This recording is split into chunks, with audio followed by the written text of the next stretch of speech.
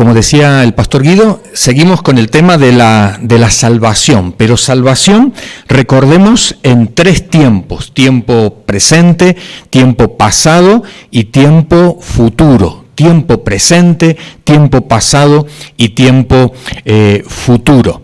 Ya hemos visto en los grupos de fe, estamos viendo en los grupos de fe la salvación en el tiempo pasado, y hoy nos va a tocar la salvación en el tiempo presente. Pero antes permitidme hablar un poquito sobre los significados de la palabra salvación. Algunos ya los habéis visto en los grupos de fe, pero aquellos que no habéis participado, vamos a refrescar un poquito los conceptos. Dice Mateo capítulo 8, verso 24 al 25, es el momento en que Jesús está en la barca con sus discípulos, se levanta una gran tempestad, los discípulos piensan que se van a ahogar porque está entrando mucha agua en la barca, y dice el texto de la palabra de Dios: y he aquí que se levantó en el mar una tempestad tan grande que las olas cubrían la barca, pero él, Jesús, dormía. Y vinieron sus discípulos y le despertaron, diciendo: Señor, sálvanos, que perecemos. Señor, sálvanos, que perecemos. La mayoría de los que venimos de Latinoamérica hemos leído la versión Reina Valera del 60, y también los que vivís aquí en España, pero a medida que han pasado los años hemos tenido nuevas versiones de la Biblia donde se han actualizado algunas palabras. Pero esta expresión, Señor, sálvanos, que perecemos, es uno de los significados de la palabra salvación. Que la palabra salvación no solamente significa la salvación del alma, sino también la liberación, la protección. Es cuando Dios sale en tu defensa. A lo largo de toda la Biblia vemos un Dios defensor de los débiles, un Dios defensor de su pueblo, un Dios que de alguna manera abre el mar para que su pueblo salga y obtenga la libertad. Y eso es salvación. Toda la Biblia está repleta precisamente de los actos salvíficos de Dios. Dios siempre tiene la característica de salvarnos, de librarnos. Y en esta oportunidad los discípulos le dicen a Jesús: sálvanos porque nos estamos por morir. ¿Cómo reemplazaríamos aquí la palabra sálvanos? ¿Qué diríamos? ¿Cómo? ¿Fuerte? Auxilio, que perecemos. ¿Qué más? Ayuda, ¿sí? Que estamos pereciendo, ¿no? Líbranos, que estamos pereciendo. ¿De perecer de qué? De morir ahogados. Los discípulos no estaban pensando en aquel momento en la salvación de su alma. No estaban diciendo: Señor, sálvanos porque si no nos vamos al infierno. No, estaban viendo la dificultad, el peligro de aquel momento. Otra expresión de la palabra salvación la encontramos en Marcos capítulo 5, verso 28, y vamos a leer también el verso 34. Marcos 5, 28 dice: porque decía, esta mujer que estaba sufriendo de flujo de sangre o derrame de sangre durante 12 años seguidos, esta mujer se acercó detrás de Jesús. Y dice la Escritura: porque decía, si tocare tan solamente su manto, seré salva. Si tocare tan solamente su manto, seré salva. Nuevamente, aquí la palabra salvación no tiene el sentido de la salvación del alma, sino tiene el sentido ¿de qué? De la sanidad, muy bien, de la sanación, de sanar, ¿no? De librarme de una enfermedad, Y Jesús, después que obra el milagro, le responde a esta mujer en el verso 34, y él, Jesús, le dijo: hija, tu fe te ha hecho salva, ve en paz y queda sana de tu azote. Notemos que estas dos palabras, sana y salva, en el mismo texto son las mismas en el idioma original, ¿no? Pero ambas están hablando de una realidad. Nosotros, los occidentales por lo general, nosotros somos muy específicos en las cosas.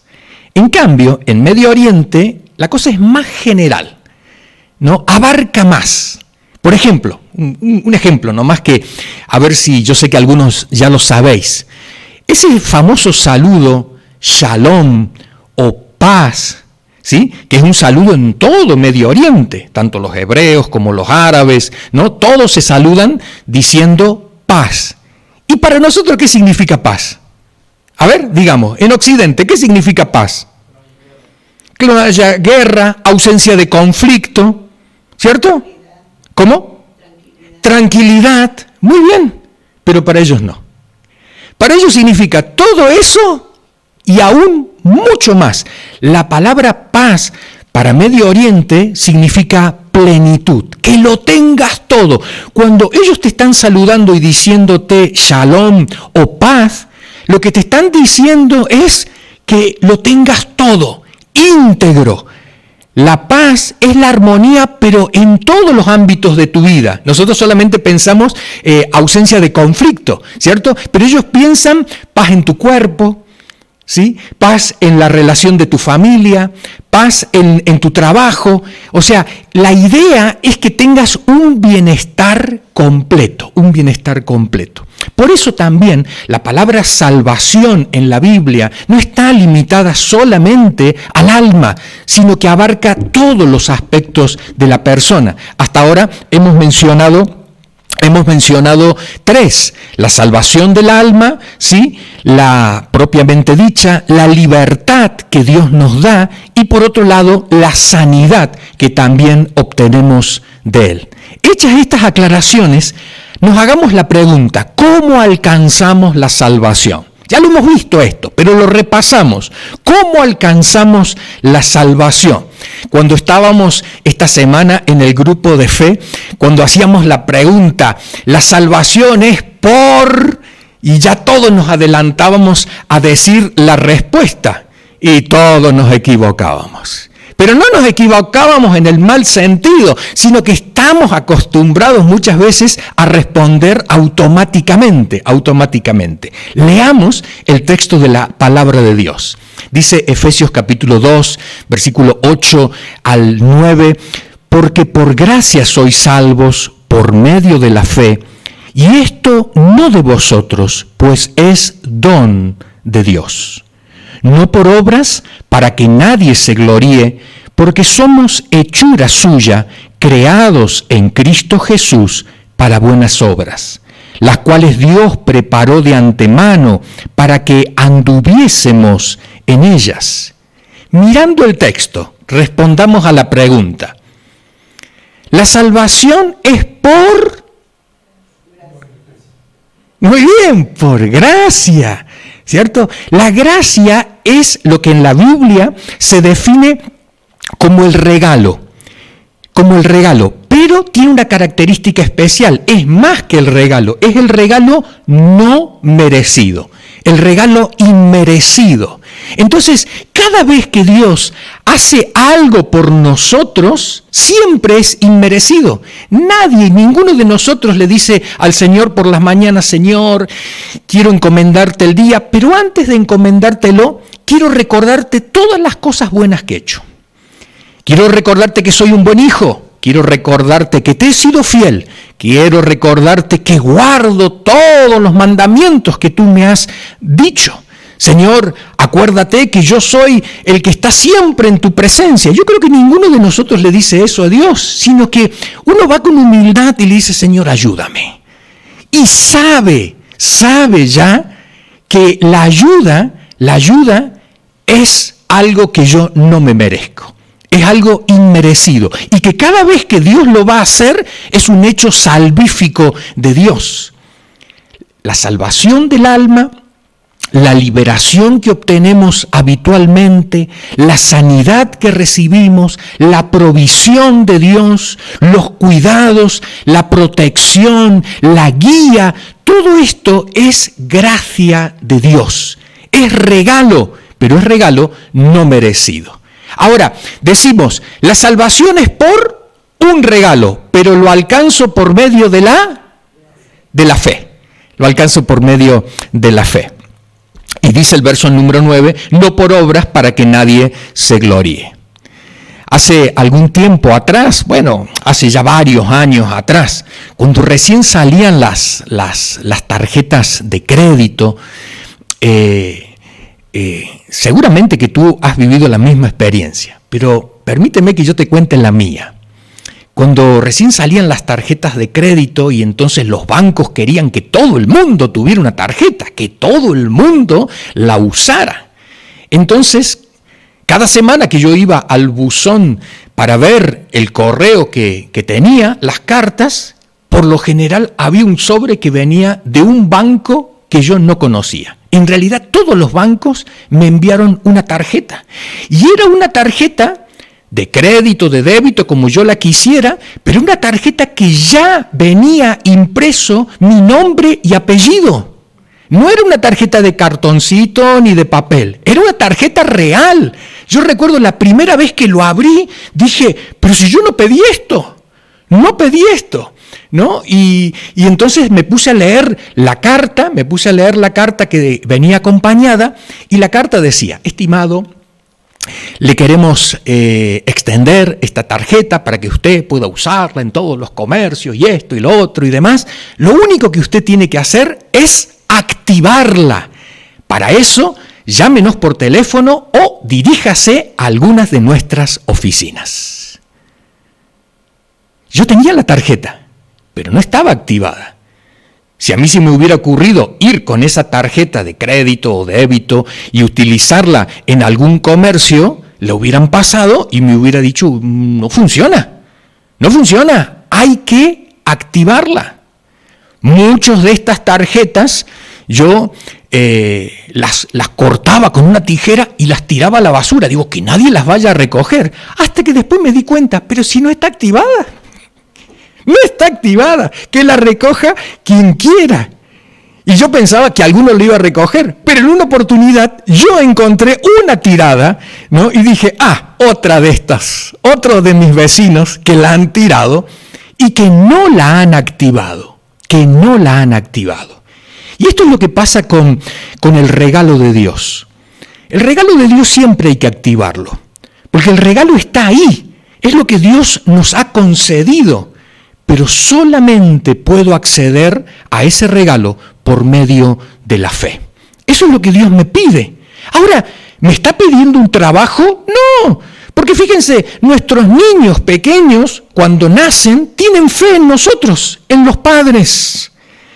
Tienen fe en nosotros que le demos leche, que le cambiemos el pañal, que les alcemos, que les protejamos. Tienen fe en nosotros. Es por eso que cuando Dios nos regala algo, Él cree que nosotros podemos acceder, pero no solamente a algunos, sino todos podemos acceder. Todos podemos ir hasta la oficina del cielo y decirle, Señor Dios, vengo a activar este regalo que usted me ha dado. Vengo a activarlo. Quiero recibir mi salvación eterna. Quiero recibir la salvación de mi alma, pero también quiero recibir esa salvación en el tiempo presente, que son los cuidados para mi vida. Dice la siguiente imagen, tiempos de la salvación. Hemos dicho tiempo pasado, tiempo presente y tiempo futuro. Repasemos un poquito el tiempo pasado. ¿Qué ocurrió ayer, antes de ayer, la semana pasada, el mes pasado, el año pasado, o como oíamos al principio, cuando tenía 17 años? ¿Qué ocurrió? ¿Qué ocurrió en aquel momento? Dice la Escritura, primera carta de Pedro, capítulo 1, verso 18 y 19, sabiendo que fuisteis rescatados de vuestra vana manera de vivir, la cual recibisteis de vuestros padres, no con cosas corruptibles como oro o plata, sino con la sangre preciosa de Cristo, como de un cordero sin mancha y sin contaminación. Leemos nuevamente, sabiendo que fuisteis, tiempo pasado, rescatados de vuestra vana manera de vivir, la cual recibisteis, la vana manera de vivir, de vuestros padres, y fuisteis rescatados no con cosas corruptibles como oro o plata, sino con la sangre preciosa de Cristo, como de un cordero sin mancha y sin contaminación. El día que nosotros aceptamos el sacrificio de Cristo en la cruz por nosotros, es el día en que Dios dijo, activo esta gracia para tu vida, activo esta salvación para tu vida, que consiste en ¿qué? En limpiarte tus pecados, en perdonarte. Entonces el día que yo dije, Señor, creo que Cristo murió en la cruz por mí, entonces el Padre dice, actívenle a este. Actívenle, pero ¿por qué? Preguntará algún ángel, me lo estoy imaginando. ¿Por qué? Porque ha creído. ¿Y cómo tú sabes que creo? Yo miro el corazón. Porque esto no es cuestión de decir creo, pero de la boca hacia afuera. No, sino es creo con la mente, con el corazón, con todo mi ser. Y eso solamente lo puede percibir Dios. ¿Y Dios qué hace? Hace esa transformación dentro de mi vida. Es lo que nosotros le llamamos el nuevo nacimiento. Todo empieza a comenzar de nuevo. Uno empieza a sentir esa paz que viene de parte de Dios, empieza a experimentar que ese peso que tenía antes del pecado ya no lo tiene, y entonces de esa manera podemos experimentar que la gracia de Dios ha venido sobre mi vida. Soy salvo. Y ha pasado el tiempo, y entonces puedo decir, fui salvado, mis pecados fueron perdonados, mi vida fue cambiada. Aparte de eso, Dios hace algo más, me declara su hijo y su hija. Y esto que me declara su hijo, su hija, es una adopción que Dios hace de nosotros. Por eso la Escritura dice, ¿quién puede quitarle a Dios? Nadie se va a animar a arrebatarle a Dios sus hijos. Porque recuerden que Dios es como aquella madre o como aquel padre que cuando ve a su hijo en peligro, ¿qué hace? Salta ahí y dice, yo voy a defender a mis hijos. Y eso es lo que hace Dios por cada uno de nosotros. Y aparte de eso, nos da una garantía. Nos da una garantía para que de alguna manera nos parezcamos a Dios. Porque uno dice, está bien, Dios me ha adoptado, me ha perdonado los pecados, me ha hecho su hijo, pero ¿en qué me parezco a Dios? Y es una pregunta que te hago a ti. ¿En qué nos parecemos a Dios? Está bien, porque Dios no tiene pecado, yo sí, y Él ya me perdonó. Dios no es hijo, sino yo soy hijo, Él es el Padre. Dios no tuvo vieja vida, yo la tuve y ahora tengo la nueva vida. ¿Pero en qué me parezco a Dios? ¿En qué nos parecemos a Dios? Esa fue la creación. El ser humano creado a imagen y semejanza de Dios, pero el hijo, la hija de Dios, no la criatura de Dios, no el ser humano, sino el hijo y la hija de Dios. ¿Qué tienen en común con Dios? Que uno puede decir, este se parece a mí. El Espíritu Santo.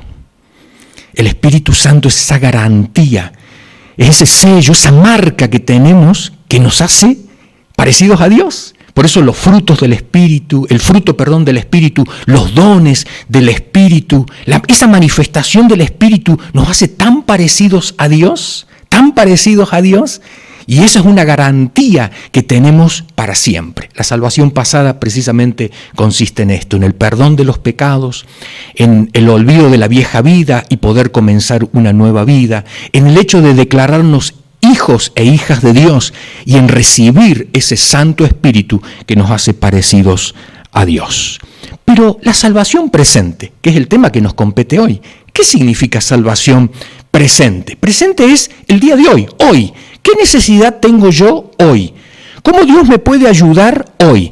Dice el texto de la Escritura, Filipenses 2:12, por tanto, amados míos, como siempre habéis obedecido, no como en mi presencia solamente, está hablando el apóstol Pablo, sino mucho más ahora en mi ausencia, ocupaos en vuestra salvación con temor y temblor.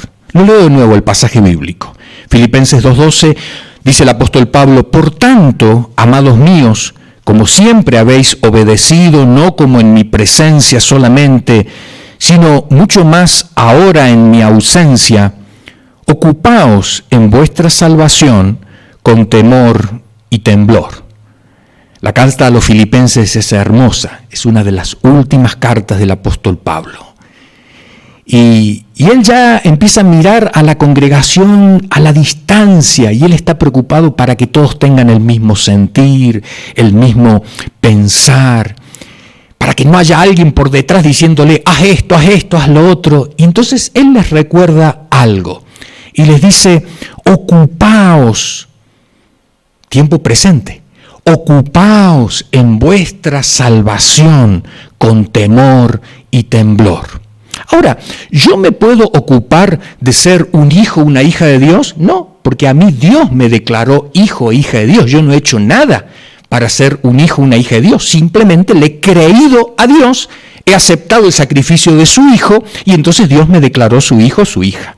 ¿Yo he podido comprar el Espíritu Santo? No, el Espíritu Santo me lo regalaron. La gracia de Dios es el regalo. El perdón de los pecados, ¿yo he hecho algo para que ese pecado sea limpiado? No, simplemente he creído que Jesucristo cargó con mis pecados. Entonces, ¿qué ocurre aquí? Esta salvación de la cual está hablando el apóstol Pablo es la salvación hoy. Hoy yo me tengo que ocupar. Mira, te va a ayudar mucho si por un momento cambiamos la palabra salvación por relación. Fíjate, la relación que tenemos con Dios.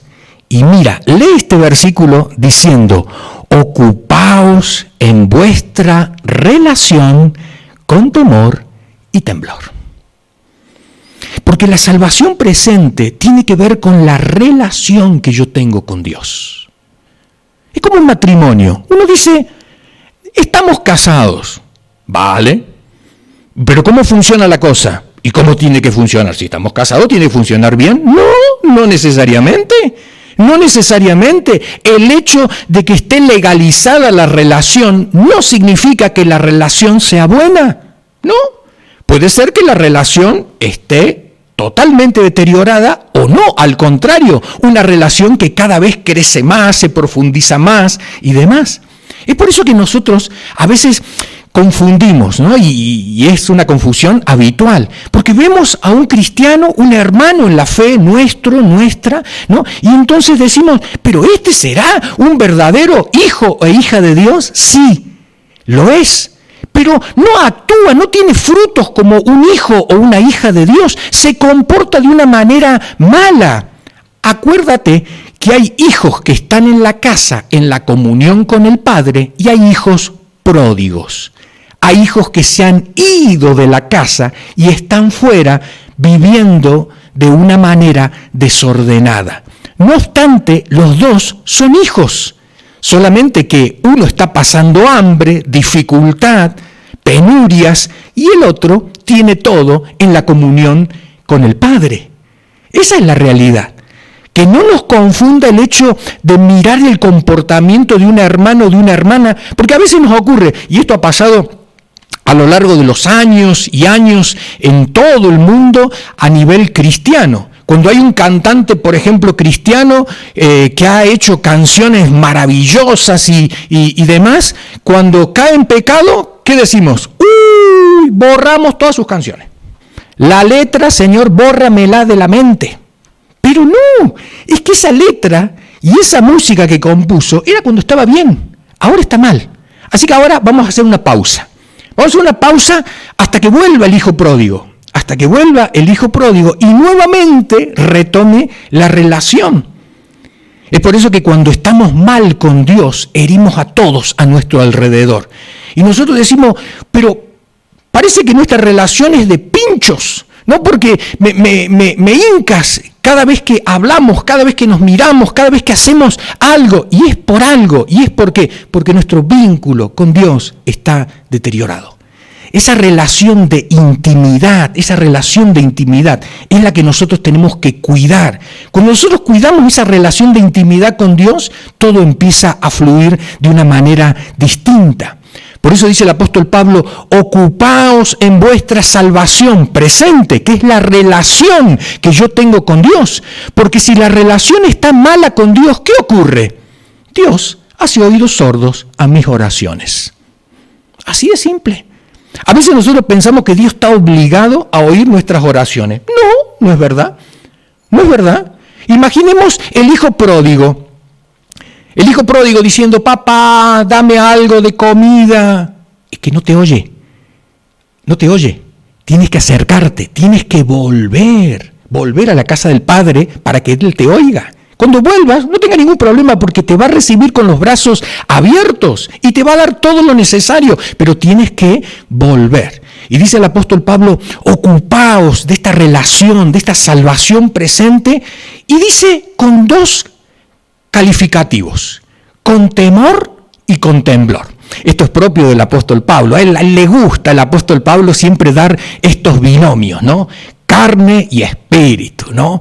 Cuerpo y cabeza, ¿no? Siempre le gusta poner los dos para que veamos la diferencia. Ahora te pregunto, ¿cuál de los dos es interno y cuál es externo?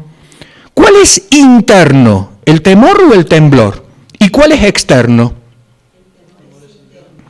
Claro, el temor es interno, no lo vemos, pero el temblor es externo. A ver, ¿qué mensaje puedes capturar tú de ahí? ¿Qué puedes decir? El apóstol Pablo dice, hay que ocuparse de la relación con Dios, de la salvación presente, pero hay que hacerlo en los dos sentidos, por dentro, pero también por fuera. Con temor, o sea, con sinceridad, con honestidad, dándole tiempo a Dios. ¿Y lo externo? ¿Lo externo qué es? Lo externo es cuando venimos a la iglesia, cuando cantamos juntos, cuando la gente nos ve leyendo la Biblia, cuando enviamos textos a través del chat de WhatsApp, los publicamos en Facebook y demás. Todo eso es externo. Todo eso es externo. Lo interno es lo que hacemos en la presencia de Dios, en la intimidad con Él. En la intimidad con Él. Entonces dice el apóstol Pablo, hay que cuidar, pero hay que cuidarlo de las dos formas, desde adentro y también desde afuera, con temor y temblor. Ahora vamos a ver un ejemplo feo, pero son los ejemplos que aparecen en la Biblia y son los ejemplos que de alguna manera, como dice la Escritura, han sido escritos ¿para qué? Como una forma de advertencia, para que nos demos cuenta que cuando nos desviamos, cuando hacemos las cosas de una manera equivocada, esto no va a terminar bien, ¿no? En la Biblia no se cuenta que todas las historias terminaron con final feliz, no. Y esta es una de ellas. En la experiencia del apóstol Pablo con la iglesia a los Corintios, había una situación de un hombre que se había relacionado con su madrastra. Pero no solamente se había relacionado, sino que estaba conviviendo con ella, la había hecho su pareja, ¿no? Y la gente en la iglesia no sabía qué hacer. ¿Qué le decimos al hermanito? ¿Qué le decimos? Que alguien le diga algo. Y dice el apóstol Pablo, yo le voy a escribir. Voy a escribir a toda la iglesia porque esto es algo nuevo y no saben cómo moverse. Y esto es lo que escribió el apóstol Pablo. De cierto se oye que hay entre vosotros fornicación, y tal fornicación cual ni aún se nombra entre los gentiles, tanto que alguno tiene la mujer de su padre, y vosotros estáis envanecidos. ¿No debierais más bien haberos lamentado para que fuese quitado de en medio de vosotros el que cometió tal acción?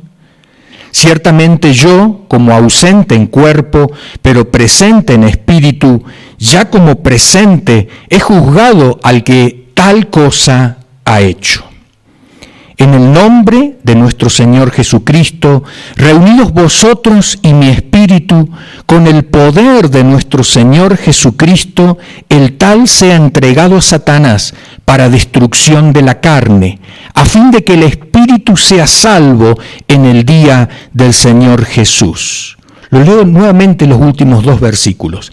En el nombre de nuestro Señor Jesucristo, reunidos vosotros y mi espíritu, con el poder de nuestro Señor Jesucristo, el tal sea entregado a Satanás para destrucción de la carne, a fin de que el espíritu sea salvo en el día del Señor Jesús. Notemos aquí lo que dice este pasaje, uno de los pasajes más difíciles de digerir en la Biblia, ¿no? Porque es mi hermano en la fe. Y el apóstol Pablo dice que en vez, has visto que cuando nosotros decimos, lo dejamos en manos de Dios. Y acá lo que está diciendo el apóstol Pablo es todo lo contrario. Sabemos lo que es dejar a alguien en manos de Dios. Pero el apóstol Pablo dice, no, a esta persona hay que dejarlo bajo el poder de Satanás. Y uno dice, ¿cómo? Y fíjese que el apóstol Pablo lo remarca tanto porque, como quizás a ti en este día y a los corintios en aquella oportunidad, uno dice, a ver, ¿he leído bien lo que dice el texto?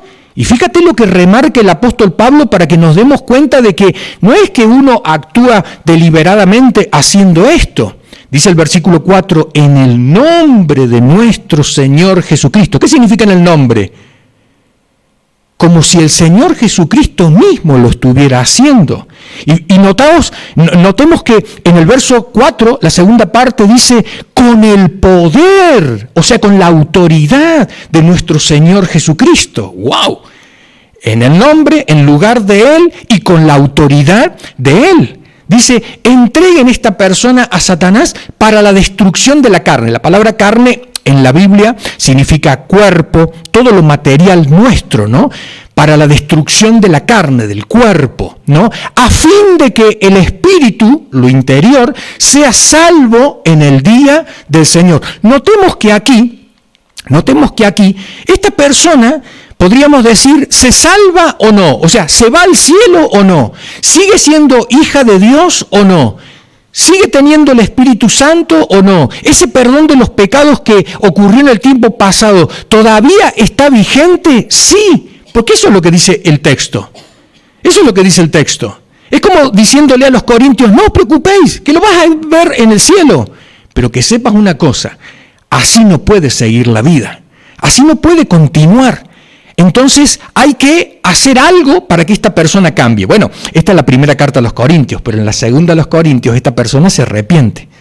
Esta persona se arrepiente gracias a esta acción que ha hecho la iglesia y al final el apóstol Pablo dice, bueno, hay que levantarle. Hay que recibirlo nuevamente, porque ha cambiado, ha dado resultado el hecho de que se vea fuera de la cobertura de Dios, fuera de la cobertura de Dios. Es por eso que cuando nosotros vemos que una persona, y esa persona puede ser tú, pero también yo, esa persona podemos ser cualquiera de los que estamos aquí nosotros, las cosas empiezan a salirnos mal. Las cosas empiezan a salirnos mal y vemos que ya la protección de Dios no está sobre nosotros, empezamos a sentir que la provisión de Dios está fallando, decimos, Señor, ¿qué pasa? También hay crisis en el cielo, y no, porque estás mirando a los otros hermanos y hermanas y no, la cosa va bien con ellos, pero parece que la cosa es conmigo. La cosa es contigo, la cosa es con alguno que de pronto decimos, me he ido de la relación, he roto el vínculo con Dios. Y a veces lo hacemos sin querer, a veces no nos damos cuenta y cada vez nos vamos distanciando más. A veces cuando hablamos con las parejas, decimos, bueno, a ver, ¿qué os enamoró? ¿Qué os enamoró? Primera lista, ¿qué me enamoró de ti? Y escriben ahí todo. Segunda lista. ¿Qué es lo que ahora nos separa? ¿Qué es lo que ahora nos hace sentir mal el uno con el otro?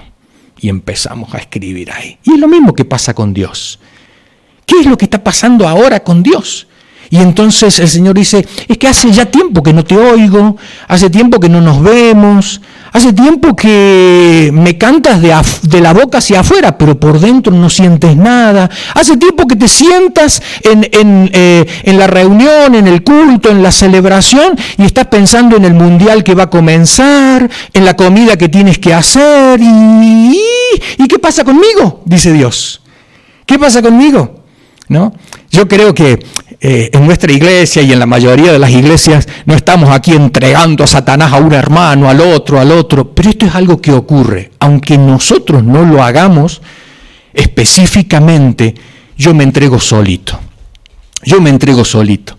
En el momento que rompo el vínculo con Dios, me alejo de la casa del Padre, entonces las cosas empiezan a ir mal.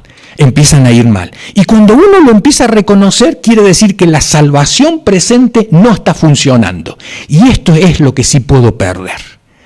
¿Puedo perder el perdón de los pecados? No. ¿Puedo perder su espíritu que está dentro de mí? No.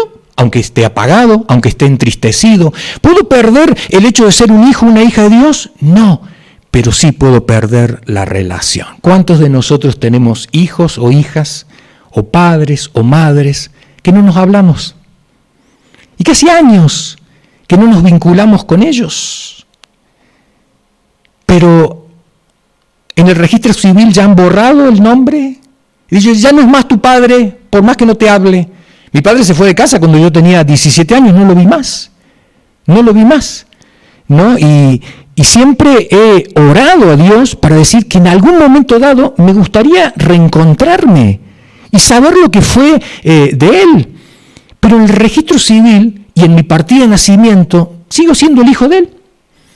Pero mi padre se fue. Y un buen día también yo me enojé con mi madre y me fui de la casa. Cuando era adolescente, no quiero saber más nada contigo. El registro civil no borró nuestros nombres, porque seguíamos siendo hijos, hijas, padres, madres, pero el vínculo estaba roto. Y cuando el vínculo estaba roto, ahí faltaba, ¿no? Dice el texto, el tal sea entregado a Satanás para la destrucción de la carne a fin de que el espíritu sea salvo en el día del Señor Jesús. Es como que cuando estamos en comunión con Él, la luz, la claridad, la sabiduría de Dios fluye. Pero cuando estamos separados de Él, ahí empezamos a experimentar ¿qué cosa? La oscuridad, la tiniebla, empezamos a tropezar y no sabemos por qué. La salvación presente, entre otras cosas, tú puedes poner más aquí en la lista, pero entre otras cosas es la sanidad, la libertad que Dios nos da, la fortaleza que recibimos, la guía, la provisión, la protección, y tú puedes agregar mucho más a la lista. Y entonces cuando nos falta esto, ¿qué quiere decir? Que tenemos que decir, Señor, ¿algo está fallando entre nosotros? Típica pregunta de matrimonio, ¿cuánto hace que no me dices te quiero? Y lo mismo Dios nos dice, ¿cuánto hace que no me pones en primer lugar?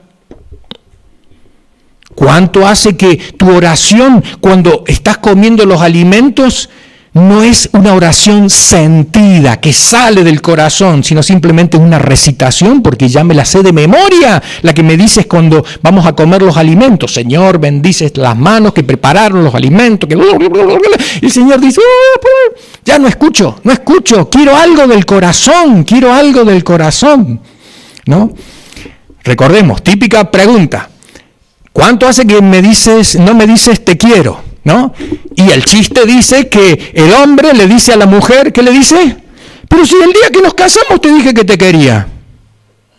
Vale, pero hay que actualizar. Actualiza tu perfil, actualiza tu relación. Actualicemos nuestro vínculo con Dios. La salvación presente es cuidar la relación. Es cuidar la relación.